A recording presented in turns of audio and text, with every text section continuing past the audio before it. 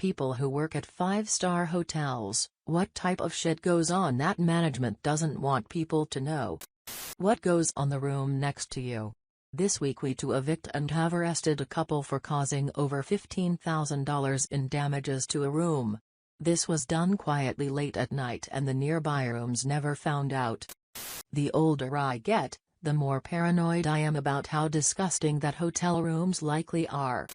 I used to work events at hotels and one time we had a guest break their wine glass inside a water refill barrel. I left work for 2 weeks to go on vacation and when I came back, all the glass was still piled inside the water refill barrel.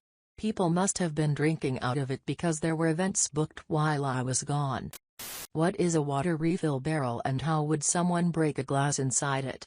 Imagine something like a 5-gallon purified water jug. Now pretend that someone just put their small stemware glass in that water cooler but the jug was empty. Then someone not paying attention sort of cracks it and piles the 5-gallon jug on top.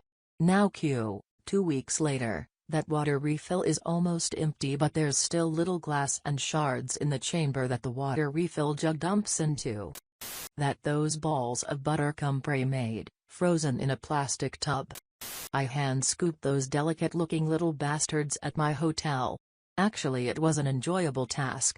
Much better than polishing silver.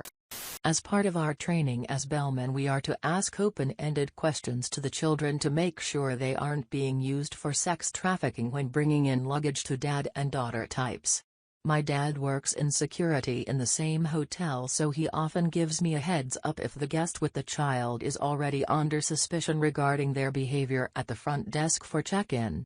It rarely happens but hotels are the breeding grounds for sex traffickers. That's so sad to hear. But I'm glad to hear hotel staff at your place have training to look for signs of sex trafficking. Back when I worked at the airport prior to COVID, it was a thing that we had to be on the lookout for. I'm really glad to hear this, too. The victims of human trafficking need trained people with keen eyes like yourself and your coworkers, in the front line fight to stopping it. Worked at the high-end restaurant at a ski resort that hosts a famous film festival.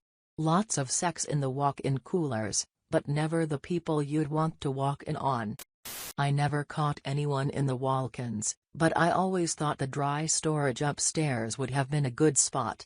Now I'm curious who the hell was having sex in the walk-ins. Didn't work at one, but delivered newspapers to one. The prostitution thing was something the desk saw a lot.